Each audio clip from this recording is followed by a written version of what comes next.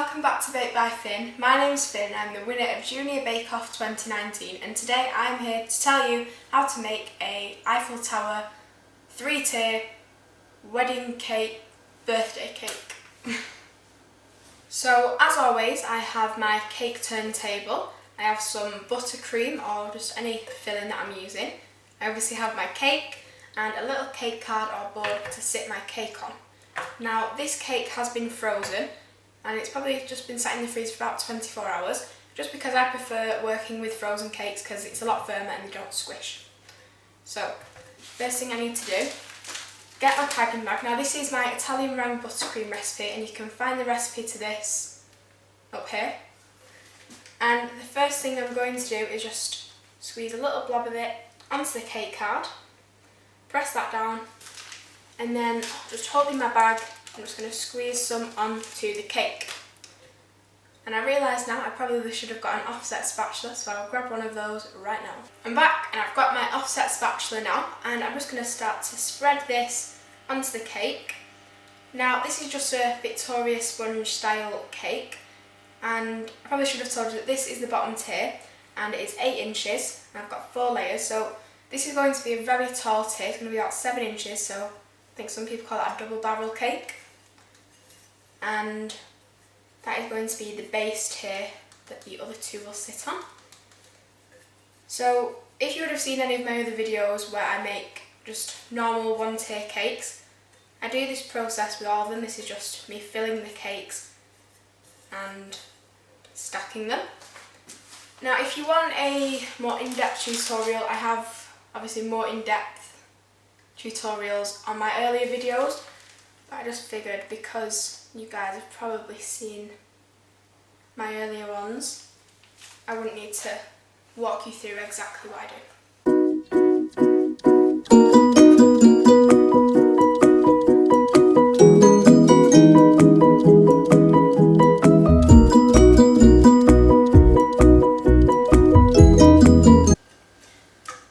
So my cake has been in the freezer now. The sides of the buttercream are nice and firm.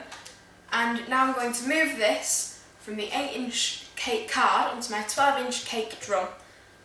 And having done all this faffing about, I now realise I could have saved myself the time of having to move it and also the cake card by just icing it straight on this. I didn't think properly. So I'm going to pick this up, back onto that, and then just with my offset palette knife, pick it up so it's off there and it's loose. And I'm also going to get a little bit of white chocolate ganache, which I have here, and just put a bit of that on there. And normally I do my cakes off-centred a bit, but I want this one in the middle because of how tall and big it is. So I'm just going to pick that up and place it in the middle like that, and then we can get rid of this. If you wanted to, you could just wash that and then maybe reuse it for just holding another cake. So, got the cake here. Now this is about 7.4 inches and now I'm going to cover it in ganache. I just thought I'd tell you that because often people don't tell you how tall the cakes are and that really frustrates me.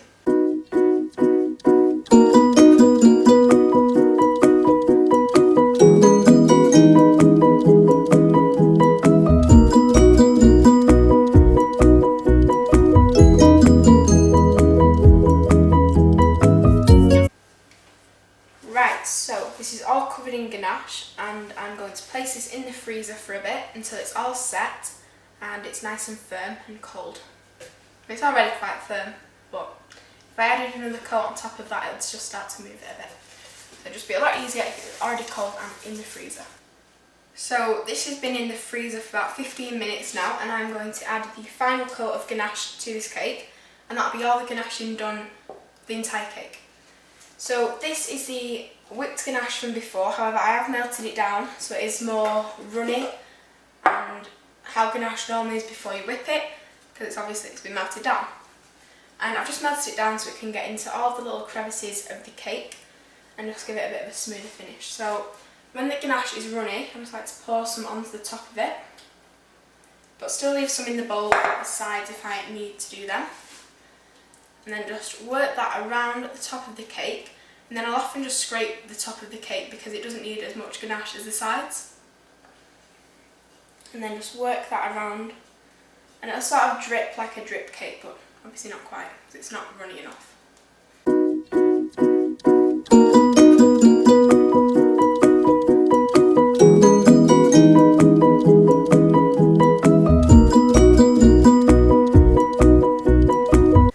So moving on to the next tier now. This is a 6-inch cake, and part of the cake design is that the second tier is a lot smaller than the rest. So normally if I was doing a cake, I would make sure that all of my tiers are the exact same sizes, or as close to as I possibly can.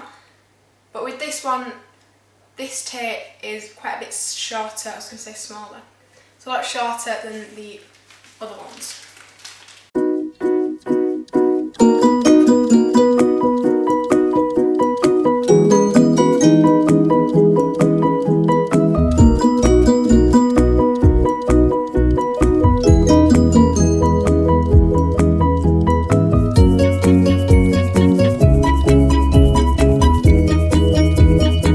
So I've got my 6-inch cake here, and I've just melted the ganache down a little bit because obviously it is quite cold in here and it's setting very quick.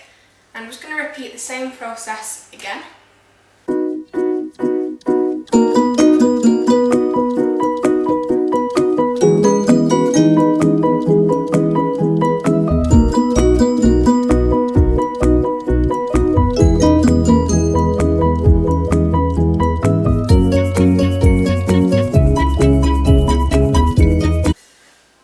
So I'm happy with this now, and I will place it in the fridge to set until I am ready to sugar paste it.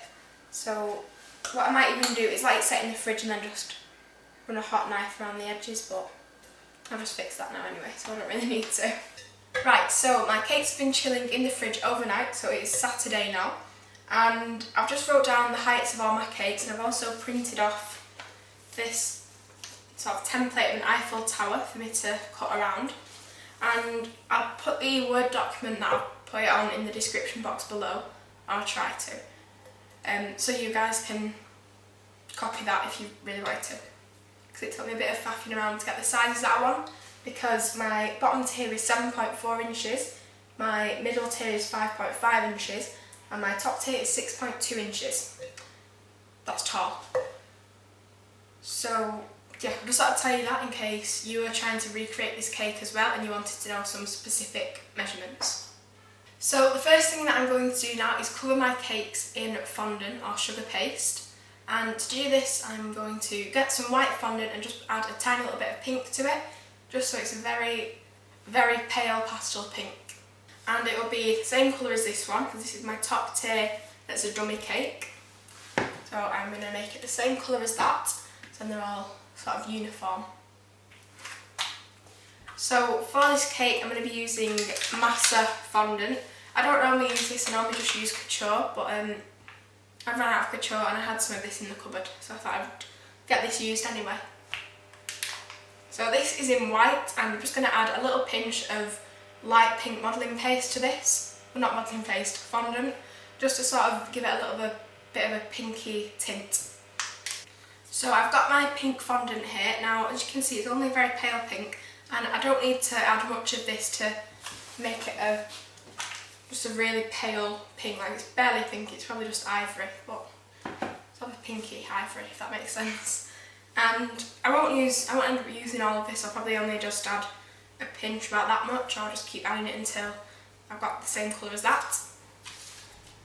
So when you're doing this, you want to make sure that your work surface has a bit of corn flour or icing sugar on it.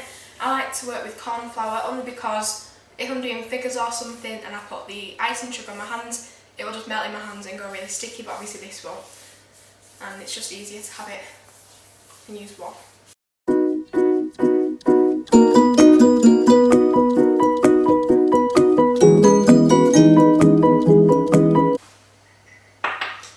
So I have my ganache cake out of the fridge now, and obviously the ganache has set because it's been sat in the fridge for overnight. And I'm just going to grab a big fluffy paintbrush and put it in some water, And I'm just going to paint a little bit of water onto the cake so the sugar paste will stick to it and it won't just it'll just make sure that it sticks to it and it doesn't like come off. You don't need loads of water for this, you should probably just put a little bit on your paintbrush and then do it with that. But because this is set so firm, then it won't stick to it as well. But if you are doing this with buttercream, you don't need to worry about that because obviously the buttercream will go soft and it'll stick to it.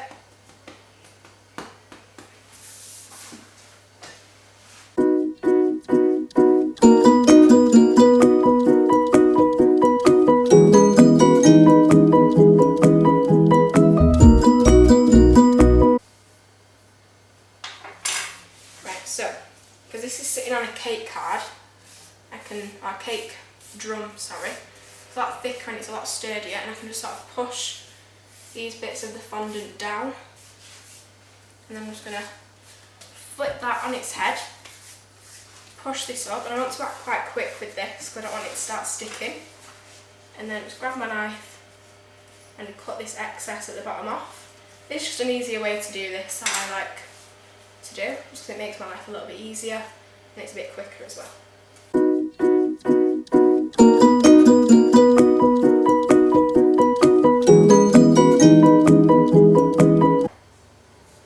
So this is called a smedger, and it is a smoother and an edger, and most smoothers don't tend to have this bottom bit on, they just have this bit and they're often a lot shorter, but this is really good because it's good for taller cakes and it also helps give it a better edge. And what we're going to do is hold this vertically to the cake, and that is easier to do because again it's got this sort of base on it. So hold that flat and then just sort of go around the cake and smooth it, and that'll help to get a smooth edge on the side, and then when we're ready we will use it to get a sharp edge in the corners.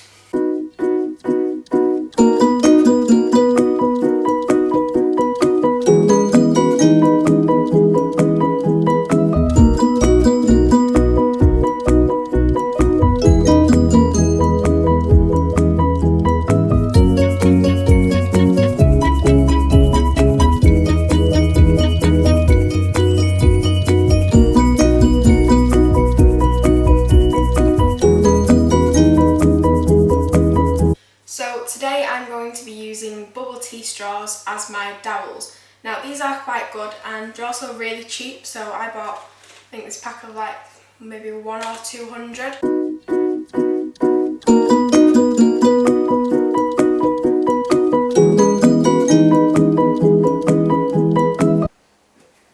So I have all of my dowels placed into the cake, and that is how they look. Now obviously it doesn't really matter what sort of pattern or shape you've put them in, as long as they're just in a sort of formation that will be able to hold another cake on top of it. So, moving on to the glue. As I said before, this is some white chocolate ganache that I used to cover the cake, and I just melted it a bit in the microwave so it's runny enough to sort of stick them together.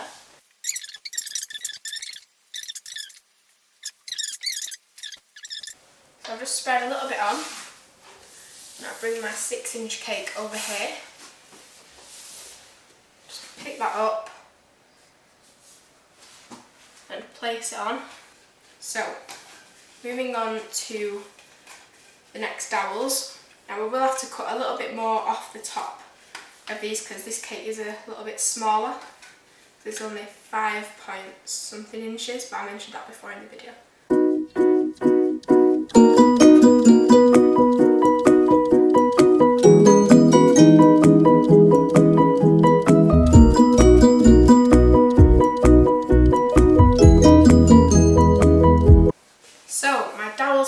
Cake now, and even though the teir above this is polystyrene, it barely weighs anything, it would still be enough weight to just sort of put a bit of pressure on it, so I definitely do not want any form of collapsing in this cake, because when you're doing a cake like this, structure is very, very important. And then I have put a little cake card at the bottom of this, just so the actual polystyrene doesn't come into contact with my cake. And then just place that on there. And as you can see, it's the cake card that I put under it has sort of lifted it a bit, but don't worry because I've got quite a few tips and tricks that will help cover all these little seams up that you see, so don't worry about that. So I'm about to show you how to make the Eiffel Tower that will go on the front of the cake, and to do this I am using the Renshaw's modelling paste. Now this is the one with a butterfly in the front of it, and to this I'm going to mix some of my Saracino modelling paste, and I decided to mix a little bit of this in because this has cocoa butter in, so it'll just sort of stop this from setting a little bit. And I also have my 10 pleats which I've just cut up. So that one is for the base teir. This one is actually 2 that I've had to stick together, that will have to stick together. That is for the middle teir, and then the top of the Eiffel Tower is for the top teir. And I'm going to show you how to cut them out and stick them onto the cake right now.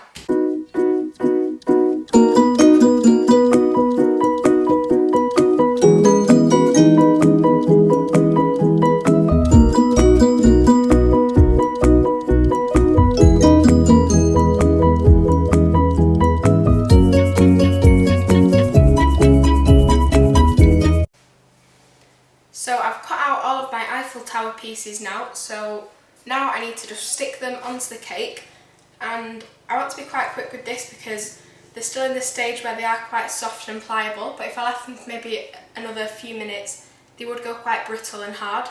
So I just need to get them stuck on the cake now, and to do that I've just got a little glass of water and a paintbrush.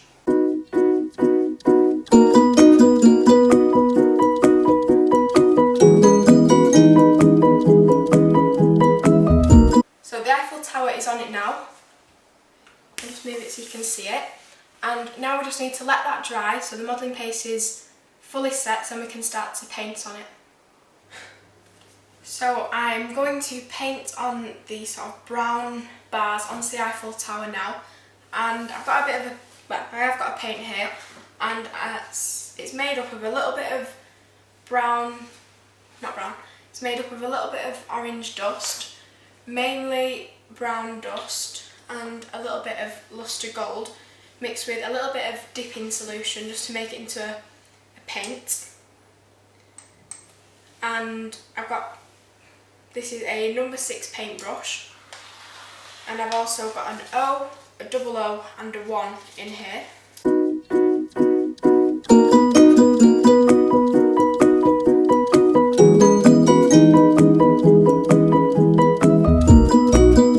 So I've finished painting my Eiffel Tower now, and I'm absolutely gutted because I realised just as I finished it that my camera had stopped recording. However, I'll just walk you through what I did now. I did get a little bit of it, but that was it. So when I was about to paint it, I put this in front of it, and I got my Dresden tool and I just sort of marked in all of the lines, and it left this sort of indentation. So then I just got my paintbrush and I showed you how to make the paint with the dipping solution and the powders. And then I just got my fine paintbrush and sort of went over it. And that was it. And then with a little bit of brown dust mixed with a little bit of gold, I just got a dry paintbrush and just dusted a little bit of that on it. Which I thought just give it a little bit more detail and a little bit more sort of a sense that it wasn't just bars, it was just a bit more going on in it. Yeah, you didn't have to use the gold if you didn't want to, but I just thought I'd give it a little bit of a shininess. And that was it for the Eiffel Tower really. So now I have printed off another piece of paper that has like a silhouette of buildings on it, and I've just cut that out as best as I could. And what I'm going to do with this is I'm just going to pin it around at the sides of the bottom teir, not like the top and the bottom, just the bottom teir, I mean not the middle and the top, just the bottom teir. And then I'm going to get some light pink airbrush spray, and I'm just going to spray over the buildings so it gives like a bit of a silhouette of them. And then I will show you how to cover the board and then also how to do the hidden back design. So what I'm going to do is just press my buildings up against my cake, and then I'm just going to start airbrushing it. And I'm just going to hold it to the cake while I'm doing it. But when you're spraying it, just spray either going up or completely vertical. Don't go down because then obviously it'll push it'll push the outline that you've got, push it down, and then you'll end up with a bit of a weird shape.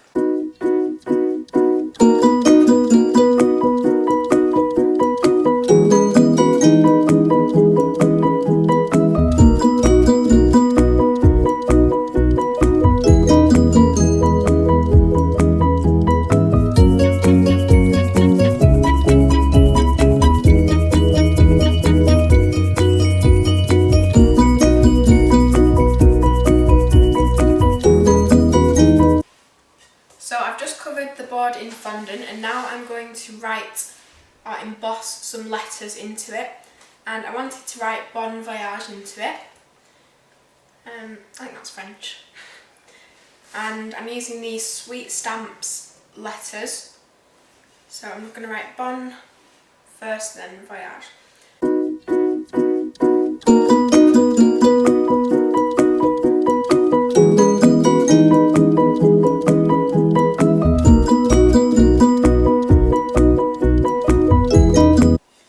So I've got it all pressed in now, and I've not pressed it in too deep, so it's the sort of deepness of the letters. I've pressed it in deep enough so it's a clear impression, and I will fill that with probably silver, but I've not made up my mind fully yet. So this is my cake so far. All of the powder in the letters dried, and I've just painted on these cherry blossom trees, and I didn't think there was much point of me showing you that because this is all basically the same thing as we did here. So yeah, so the next thing we need to do is put the pleats in the back of the cake, so that creates sort of the hidden back effect, and I'm going to show you how to do that now. So I'm about to make the pleats for the back, or curtains, I don't really know what they're called. And here I've just got a mix of my fondant and 50% of my Saracino modelling paste, just because I wanted something that had a fair amount of stretch in it, and I've just split it in half, so one half's there, half's there. Now I've not done it really precise, I've just sort of done it by eye. And the first thing I'm going to do is get my hands and just roll half of the paste into a long sausage shape, and then that will be the beginning of the pleat.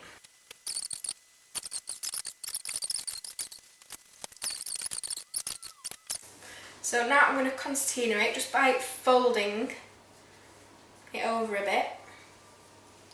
Do that all the way around. Just get a bit of a tight fold. And just like you're about to roll it up, but you only do it a little bit. Do that all the way along.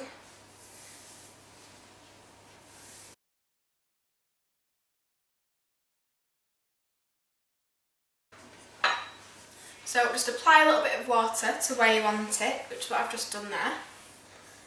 And then pick it up, lay it on top just to rest it for one moment. And then just press it against where you've put the water.